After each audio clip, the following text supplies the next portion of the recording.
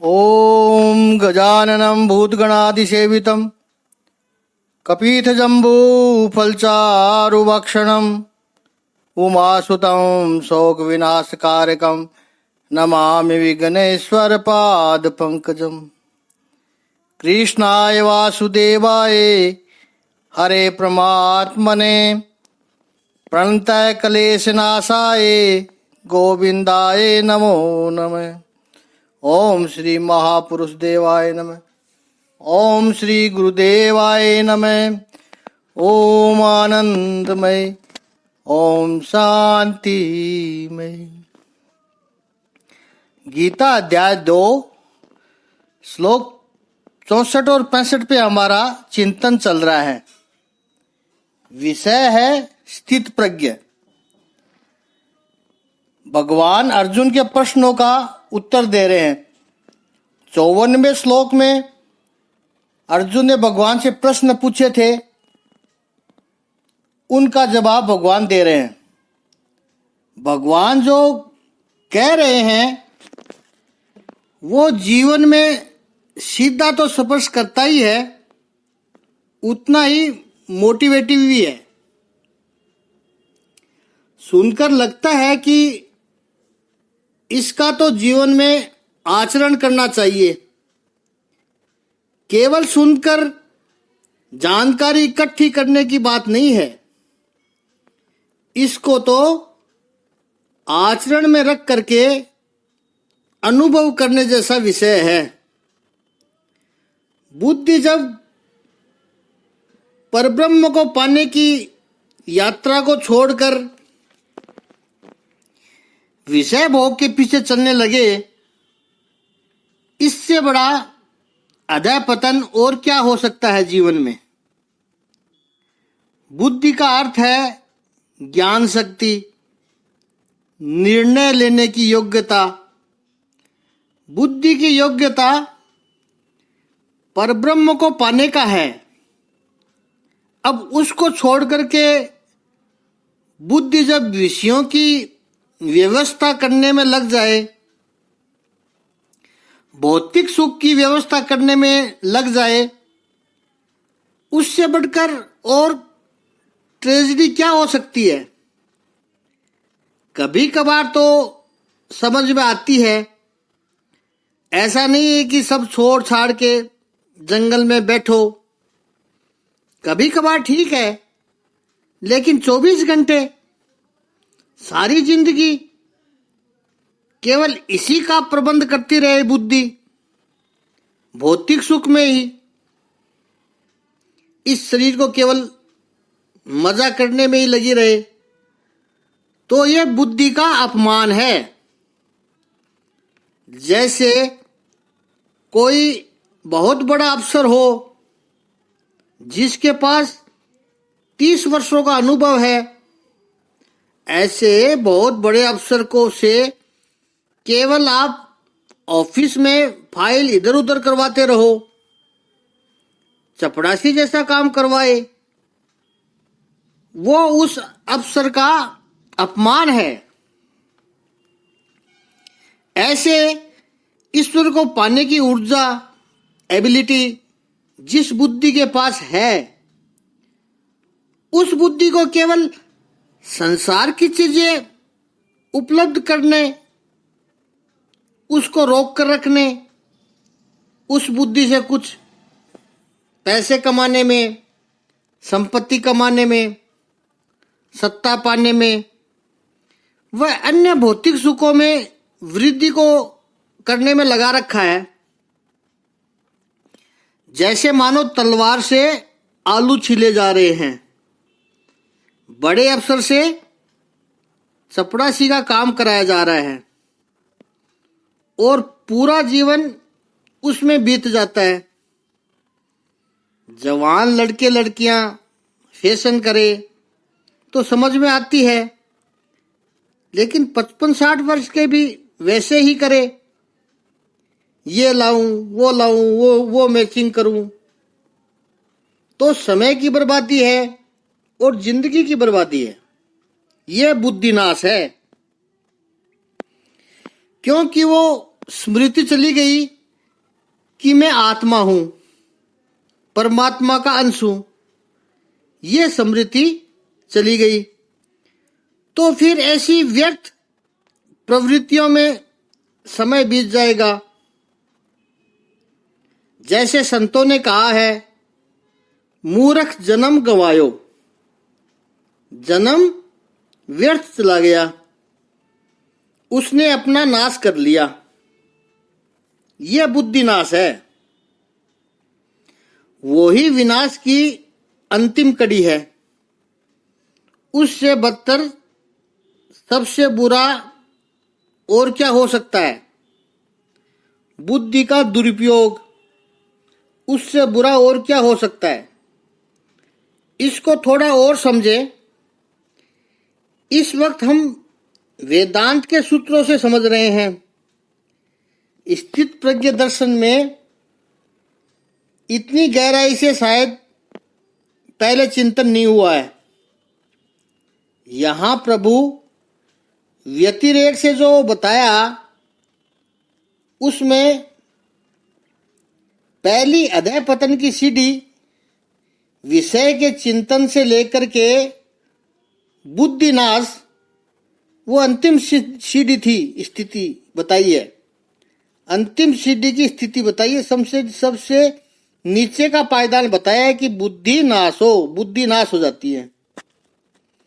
आगे 64वें और 65वें श्लोक में प्रभु जो इसी बात को अन्वय से बताएंगे, उसमें 65वें श्लोक में अंतिम छंद में प्रभु कहते हैं उसकी बुद्धि स्थिर हो जाती है।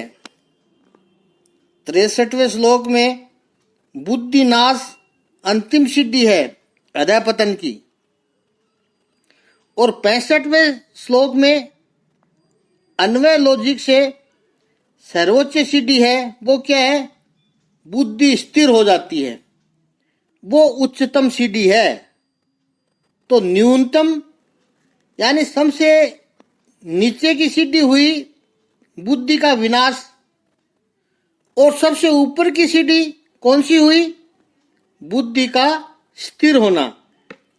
यह पूरी रेंज भगवान ने इन 4 श्लोकों में बता दी। 62वें और 63वें श्लोक में बुद्धि नीचे होना, नष्ट होना, और 64वें और 65वें श्लोक में बुद्धि की स्थिरता, बुद्धि ऊपर होना, विकास के पायदान बताए हैं प्रभु ने। याद रखना है कि बुद्धि का नष्ट होना और बुद्धि का श्रेष्ठतम स्थिति में होना, इनका उद्देश्य क्या है? उद्देश्य है इंद्रिय विजय, इंद्रियों को संयमित करना। उस माध्यम से हमें यह चिंतन करना है, वो साधना है।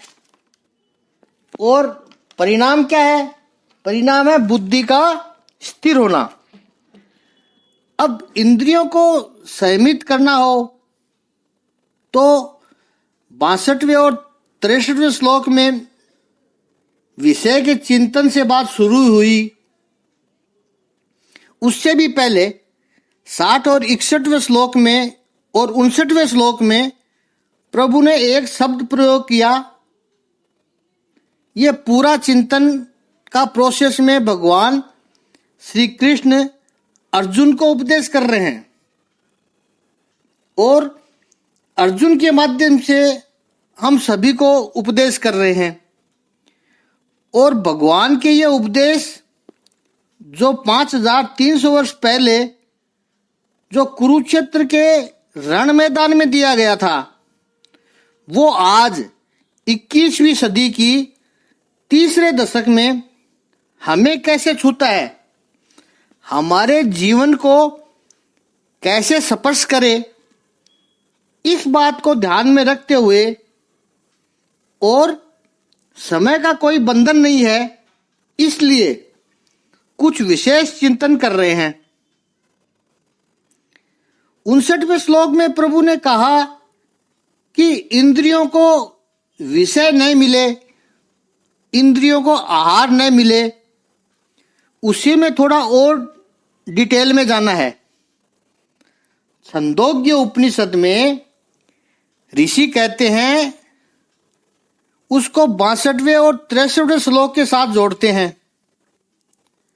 आहार शुद्धि से चित्त की शुद्धि होती है, और व्यवहार में हम जानते हैं, जैसा अन्न वैसा मन, आचार विचार वैसी बुद्धि, और जैसी बुद्धि वैसा ही निर्णय, और जैसा निर्णय वैसा ही कर्म, और जैसा कर्म वैसा ही फल, और फल वैसा ही होता है तो फिर जीवन भी वैसा ही होता है। तो आहार सात्विक करेगा तो जीवन सात्विक होगा। आहार यदि तामसी होगा, अयोग्य होगा, नए खाने जैसा खाएगा तो जीवन बिगड़ेगा। और यहां पर आहार का अर्थ केवल स्वाद इंद्रियों तक सीमित रखना नहीं है। हम आहार उसे कहते हैं जो हम खाते हैं। वेदांत की परिभाषा में समझे तो आहार केवल जो खाते हैं वो ही नहीं है, प्रत्येक इंद्रियों का अपना आहार होता है। दृश्य आंख का आहार है, शब्द कर्णेंद्रियों का आहार है, गंध नाक का आहार है, रस ये जीभ का आहार है। तो प्रत्येक इंद्रियों के आहार जब सात्विक हो जाएंगे, अर्थात आंख बुरे दृश्य देखे ही नहीं, वैसे ही सब इंद्रियों का हो। जैसे कोई व्यक्ति केवल खाने में सात्विक रहे, लेकिन और इंद्रियों को बुरे आहार देता रहे, तो उसका अंतःकरण सात्विक नहीं होगा। इसलिए प्रत्येक इंद्रियों का आहार सात्विक होना आवश्यक है। यह बात ध्यान रखनी है कि हर इंद्रियों का अपना अपना आहार हो, वो सात्विक हो, तब बुद्धि शुद्ध होगी, सत्व शुद्धि होगी, फिर उसे स्थिर समृद्धि प्राप्त होगी। स्थिर समृद्धि का अर्थ है कि चित्त की सारी ग्रंथियां खुल जाती है। याद रखना है कि प्रत्येक मनुष्य के चित्त में कई प्रकार की ग्रंथियां होती है। मॉडर्न साइकोलॉजी में जिसको कॉम्प्लेक्सेस कहते हैं, कितने प्रकार के कॉम्प्लेक्स हैं। अंधेरे में किसी को डर लगता है, लिफ्ट में कोई अकेला नहीं बैठ सकता, किसी को ऊंचाई से डर लगता है, किसी को पानी से डर लगता है, किसी को अकेले में डर लगता है। ये सब कॉम्प्लेक्स हैं। आहार ग्रंथि से जब चित्त शुद्धि होती है तो चित्त शुद्धि का परिणाम यह है कि सारी ग्रंथियां खुल जाती है, ये सारे कॉम्प्लेक्स नष्ट हो जाते हैं। चित्त की ग्रंथियां एक प्रकार की बीमारी है।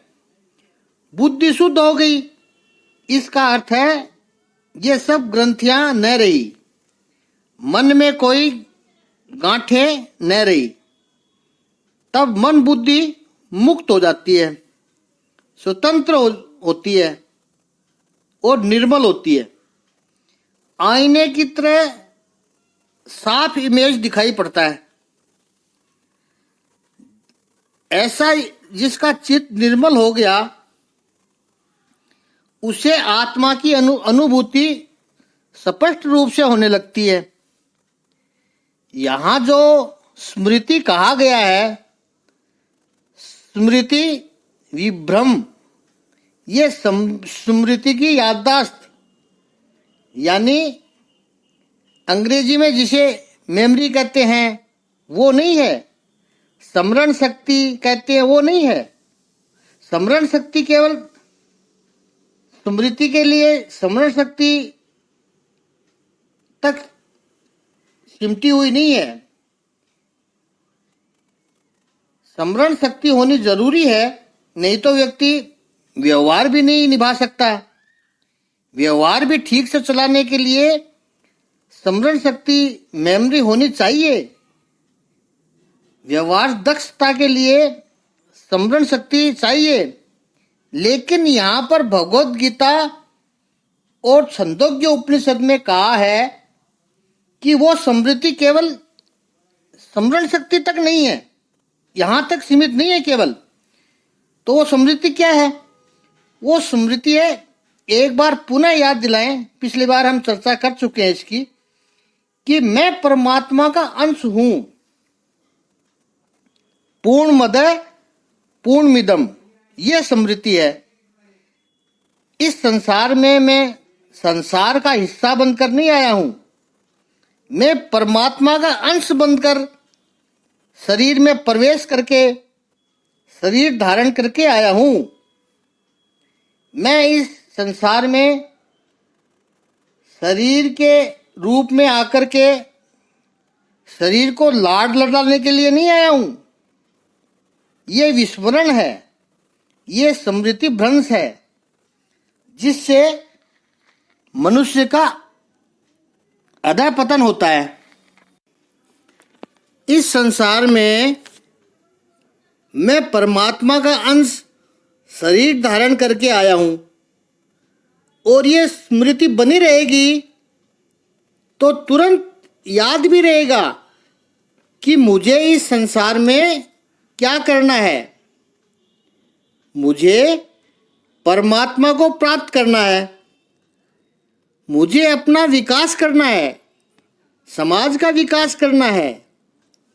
मुझे शास्त्रों का अध्ययन करके उस पर आचरण करके जो सत्य प्राप्त होते हैं वो मेरे अपनों के पास पूरे विश्व भर में बांटना है। भगवान मनु ने मनु स्मृति में ये रिस्पॉन्सिबिलिटी दी है ब्राह्मण के रूप में। ब्राह्मण का अर्थ केवल ब्राह्मण परिवार में जन्म हुआ ये तो है ही, बहुत अच्छी बात है। यज्ञोपवीत धारण किया, त्रिकाल संध्या की, बहुत अच्छी बात है। लेकिन मेरा कर्तव्य है, मैं परमात्मा का अंश हूं। परमात्मा का जो दिव्य अनुभव मुझे प्राप्त करना है, और ये जो आनंद मुझे प्राप्त हुआ वो प्रेरणा मुझे औरों को देनी है। यह स्मृति है, यह कर्तव्यबोध है। इसी को ही कहते हैं कर्तव्यबोध।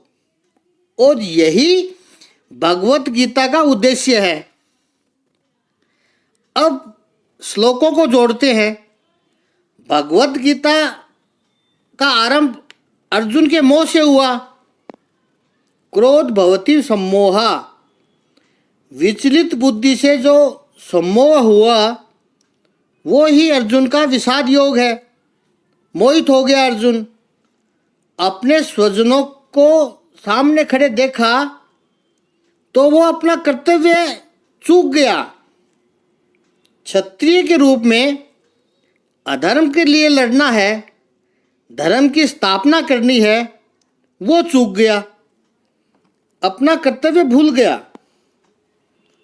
और दूसरे अध्याय के 7वें श्लोक में उसने कबूल किया, कार्पण्य दोषो पहतर स्वभावा। यह मूढ़ अवस्था का कार्पण्य दोष के कारण आ गई मुझ में। धर्म से विचलित हो गया, अपना कर्तव्य भूल गया हूं। और ये अर्जुन की दशा है। और भगवत गीता का पूरा श्रवण करने के बाद अर्जुन ने क्या कहा? 18वें अध्याय के 73वें श्लोक में कहा, नष्टो मोहा स्मृतिर्लभता। वही शब्द आ रहे हैं यहाँ पर। क्रोधा भवति सम्मोहा। वही प्रक्रिया अर्जुन 18वें अध्याय में 73वें श्लोक में कह रहा है, नष्टो मोहा, मेरा मोह नष्ट हो गया है। स्मृतिर्लब्धा, मोह आएगा, क्रोध के परिणाम से तो मोह जगेगा। तो अर्जुन कहता है मेरा मोह नष्ट हो गया है। मोह के कारण से स्मृति विभ्रम होता है। अर्जुन कहता है मुझे स्मृति मिल गई है, वापस प्राप्त हो गई है स्मृति मुझे। स्मृति भ्रम से बुद्धि नष्ट होती है। इसका अर्थ क्या करना है, क्या नहीं करना, मेरा कर्तव्य क्या है, वो निर्णय नहीं कर सकता है। किम कर्तव्य विमूढ़ हो जाता है। अर्जुन कहता है मेरी बुद्धि स्मृति जागृत हो गई है, इसलिए अब मुझे पता है कि मुझे क्या करना है। भगवत गीता के दूसरे अध्याय का 62वां और 63वां श्लोक जो है वो बिल्कुल क्लोजअप है। 7वें श्लोक में सम्मोह था, धीरे धीरे 18वें श्लोक के 18वें अध्याय के 73वें श्लोक में मोह नष्ट हो गया, कर्तव्य बोध हो गया। यही भगवत गीता की उपलब्धि है। 62वें और 63वें श्लोक में भगवान ने बताया कैसे एक एक सीढ़ी पतन की ओर जाती है, नीचे उतरती है। और अब 64वें और 65वें श्लोक में बताएंगे कि कैसे विकास होता है। एक एक सीढ़ी नीचे से ऊपर की ओर जाती है, बुद्धि को स्थिर बना सकता है। 64वें और 65वें श्लोक का शाब्दिक अर्थ है, किंतु समस्त राग तथा द्वेष से मुक्त एवं अपनी इंद्रियों को संयम द्वारा वश में करने में समर्थ व्यक्ति भगवान की पूर्ण कृपा प्राप्त कर सकता है। इस प्रकार से कृष्ण भावनामृत में तुष्ट व्यक्ति के लिए संसार के तीनों ताप नष्ट हो जाते हैं और ऐसी चेतना होने पर उसकी बुद्धि शीघ्र ही स्थिर हो जाती है। यहाँ पर प्रभु एक शब्द प्रयोग किया है, विधेय आत्मा। तू का अर्थ है परंतु, अर्थात पिछले 2 श्लोकों में जिस विषय का वर्णन चल रहा था उससे अलग बात कर रहे हैं, उससे विपरीत बात कर रहे हैं, उससे एकदम विरोधी बात कर रहे हैं।